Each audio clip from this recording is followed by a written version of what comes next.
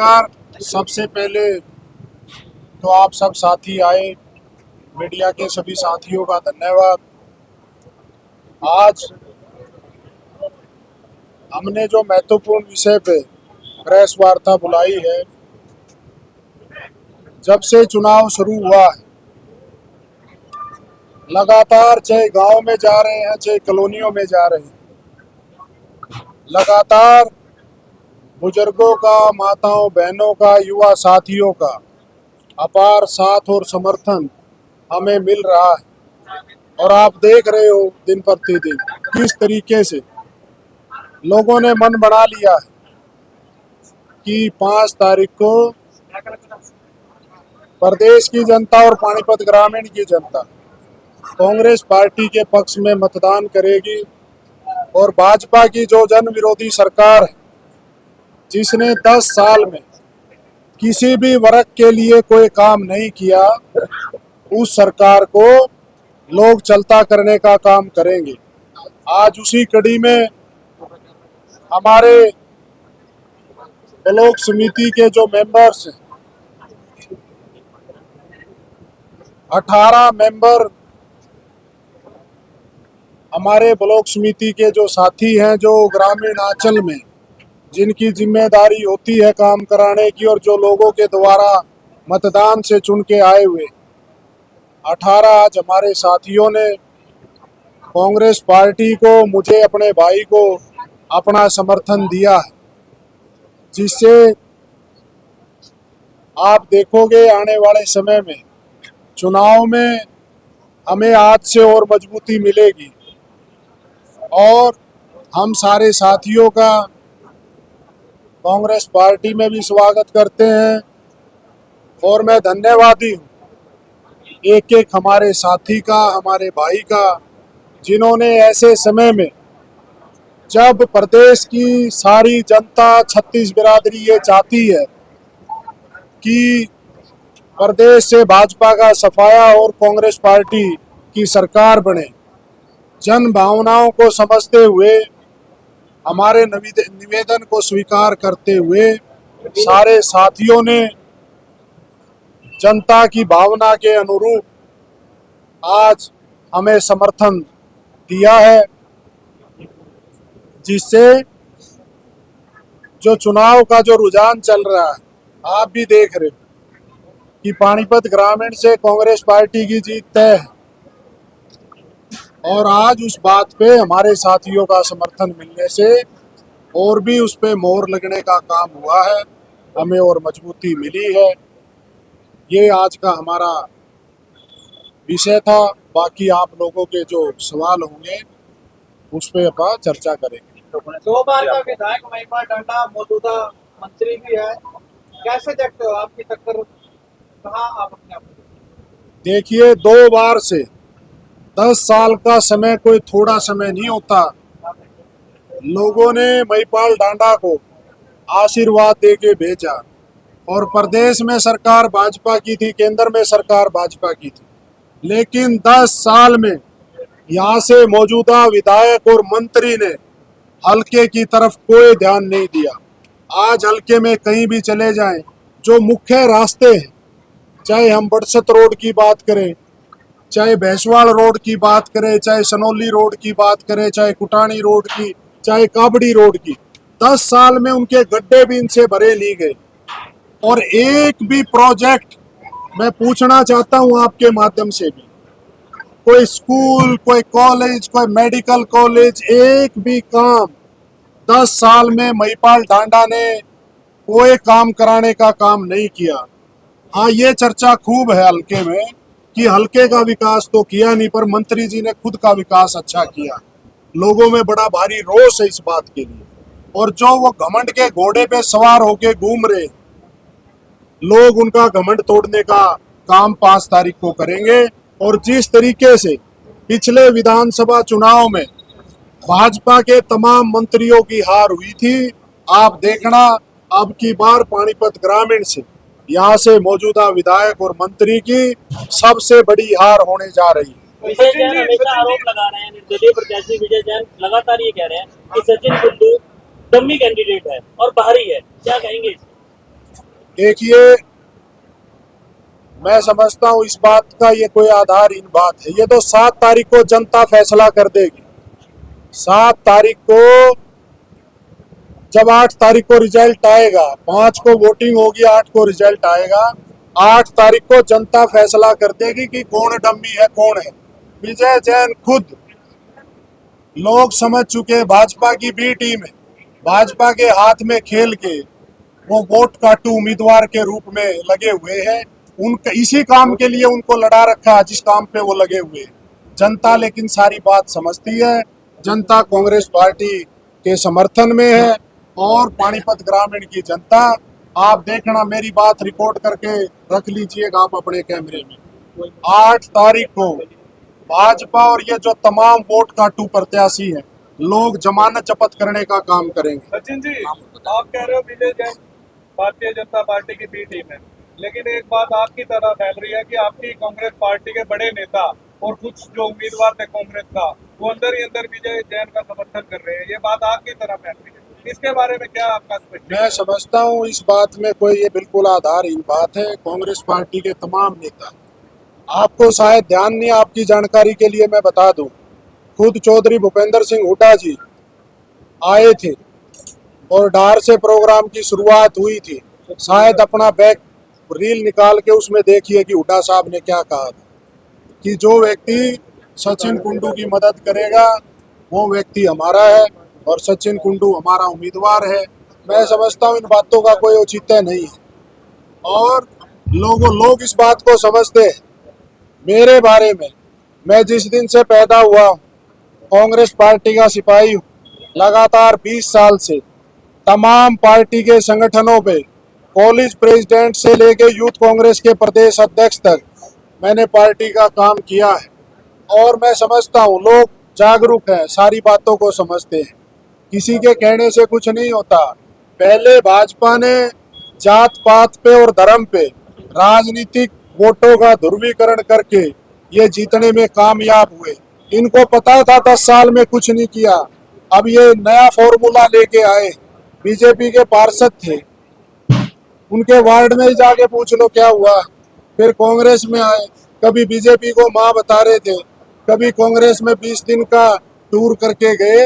तो लोग इस बात को समझते हैं ये भाजपा की बी टीम है और लोग, इनकी पोल लोगों के आगे खुल चुकी है। लोगों ने कांग्रेस पार्टी पे अपना भरोसा जताएगी। कांग्रेस की सरकार बनने जा रही है। पूरे प्रदेश में एक हवा है कि भाजपा जा रही है और कांग्रेस आ रही है। लोग सरकार में भागीदारी करेंगे। एक एक वोट अपनी कांग्रेस पार्टी को डालने का काम छत्तीस बिरादरी करेगी। गांव में भी जा रहे हो, कॉलोनी में भी जा रहे हो, क्या कुछ चीजें लोग आपसे कह रहे हैं, क्या आपको क्या? चाहे कॉलोनियों की बात है, कॉलोनियों में जो मूलभूत सुविधाएं मिलनी चाहिए थी, आज भी लोग गलियों के लिए, बिजली के लिए, पानी के लिए, सड़कों के लिए, बच्चों के लिए सरकारी स्कूल, डिस्पेंसरी, आज भी उन चीज़ों के लिए लोग तरस रहे। और मैं एक बात और कहना चाहता हूँ, जो हमारे ब्लॉक समिति के सारे सदस्य आए, उनमें विक्की बड़ोली जी, विजेंद्र कात्याण जी, राजेश प्रजापत जी, जयकरण जी, हमारे भाई प्रदीप जी गढ़सरनाई से, अजीत जी काबड़ी से, धर्मेंद्र जी बबैल से, रवि निम्बरी से, संजीत रिसाड़ू से, सत्यवान नांगलखेड़ी से, जगबीर सिवा से, निशान भिंजोल से, नरेश डिमाणा, राजेश जाटल, कालूमान बराणा से, जितेंद्र पलेडी और अनिल हमारे सैनी साथी उगराखेड़ी से, इन सभी साथियों ने समर्थन दिया। और आपके माध्यम से मैं एक जानकारी और लोगों तक पहुंचाना चाह रहा हूं कि कल हमारे नेता, 5 बार के सांसद, हरियाणा ही नहीं पूरे देश के नौजवानों की बुलंद आवाज, हमारे भाई आदरणीय दीपेंद्र हुड्डा जी कल पानीपत ग्रामीण में फुटानी रोड पे पावर हाउस के पास बड़ी जनसभा करने 12 बजे पहुंच रहे हैं। तो मैं आप सब से निवेदन करता हूं, हल्के के लोगों से भी, कि आप ज्यादा से ज्यादा संख्या में पहुंच के अपने नेता के विचार सुने। और हमारे दूसरे राज्यसभा सांसद इमरान प्रतापगढ़ी जी, वो भी कल उस कार्यक्रम में पहुंच रहे हैं। तो मैं आपके माध्यम से लोगों को हाथ जोड़ के विनती करता हूं कि कल ज़्यादा से ज़्यादा संख्या में 12 बजे कुटानी रोड पावर हाउस के पास पहुंच के आदरणीय भाई दीपेंद्र हुड्डा जी और इमरान प्रतापगढ़ी जी जो राज्यसभा के सांसद हैं, दोनों के विचार सुने। एक हमारे साथी राजेश कचरौली जो ब्लॉक समिति के मेंबर हैं, उनका भी नाम रह गया था, उनका भी समर्थन हमें मिला। ब्लॉक समिति के सदस्यों का समर्थन मिलने के बाद इस चुनावी मैदान में अपने आप को कहाँ खड़ा देखते हैं? मैं समझता हूं जिस दिन से ये चुनाव शुरू हुआ और आज जो चुनाव ने रूप ले लिया है, ये चुनाव अब पानीपत ग्रामीण की जनता खुद अपने हाथों में लेके लड़ रही है और ये साफ संकेत है। आप लोगों का भी तजुर्बा मीडिया के साथियों का खूब हो गया है।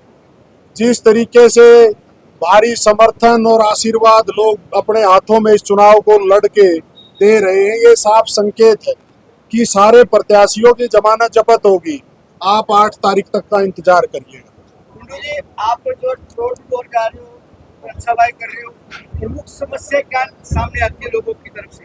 क्या क्या मुख्य समस्या सामने आती है? देखिए, पानीपत ग्रामीण हल्का, मैं गांव और कॉलोनियों की अलग अलग बात करूं।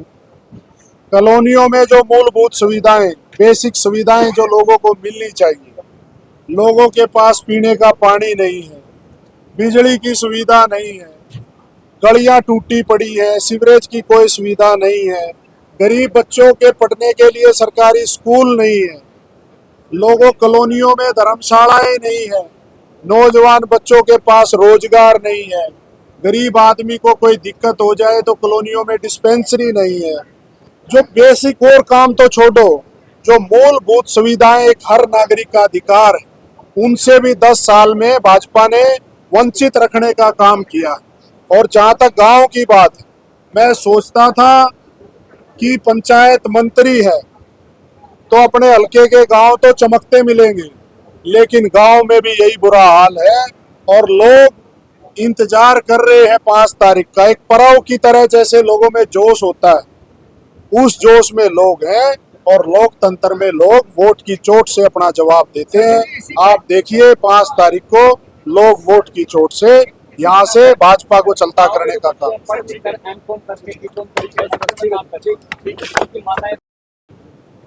गरोंडा में गोगड़ीपुर गांव में राहुल जी अमेरिका गए, वहां पे इतने नौजवान साथी मिले जो डोंकी के रास्ते से, गलत रास्ते से अमेरिका में जॉब कर रहे। उन्होंने रिक्वेस्ट करी राहुल जी से कि आप हमारे पेरेंट्स से मिलना। राहुल जी खुद गए और असंध की रैली में आपने देखा होगा, मुख्य मुद्दा ये रहा कि नौजवानों को ज्यादा से ज्यादा रोजगार मिले, क्योंकि जो हरियाणा प्रति व्यक्ति आए देश में रोजगार देने में, डेवलपमेंट में नंबर 1 होता था, भाजपा ने उसे बेरोजगारी, नशे में और क्राइम में नंबर 1 बना दिया। तो मैं नौजवान हूँ, मेरी प्राथमिकता रहेगी मेरे हल्के के ज्यादा से ज्यादा नौजवानों को रोजगार के अवसर मिले, चाहे वो सरकारी क्षेत्र में है और चाहे प्राइवेट क्षेत्र में कोई बड़ी इंडस्ट्री लेके हम आए। सरकार बनेगी, पानीपत में बढ़िया यूनिवर्सिटी बनवाएंगे ताकि हमारे नौजवान साथियों को एजुकेशन के मामले में कोई दिक्कत ना हो। जनता ने मौका दिया तो पहली कलम से क्या कुछ होगा पानीपत ग्रामीण के साथ? मैं बता रहा, मैं नौजवान हूं। सबसे पहले मेरा काम रहेगा ज्यादा से ज्यादा नौजवान साथियों को रोजगार मिले, ये सबसे महत्वपूर्ण हमारा मुद्दा रहेगा। पानीपत में बढ़िया यूनिवर्सिटी बने, पानीपत में बढ़िया इंडस्ट्री आए जिसमें ज्यादा से ज्यादा प्राइवेट सेक्टर में नौजवानों को रोजगार मिले, लोगों को साफ सुथरी गलियां मिले, साफ सुथरा पानी मिले, बिजली की सुविधा हो, बच्चों के लिए सरकारी स्कूल हो, डिस्पेंसरी की सुविधा हो, जो मूलभूत सुविधाएं लोगों को मिलनी चाहिए परिपूर्ण करने का काम हम करेंगे। और 5 तारीख को आप देखोगे लोग हर बिरादरी में, 36 बिरादरी के हर वर्ग में बड़ा भारी जोश है। लोग कांग्रेस पार्टी की सरकार बनने जा रही है और लोग उसमें अपनी भागीदारी चाहते हैं। आप देखना 5 तारीख को एक वोट लोग कांग्रेस पार्टी के पक्ष में देने का काम। आपने जो मोदी से दोस्ती देखा है, अभी हमारे ब्लॉक पार्षद भाई आप लोगों ने जैसे देखा है, हमारे ब्लॉक पार्षद भाई करनाल में धरने पर बैठे हुए थे, वहाँ पे उनकी कोई सुनाई नहीं हुई। इस सरकार ने, मौजूदा सरकार ने एक चार्ट बना दिया, उस चार्ट के अकॉर्डिंग काम दे दिए गए हैं। उन चार्टों में हमारे यहाँ पे सुविधाएं नहीं है, उसको उसके अनुरूप देखते हुए हम 22 सीट के साथ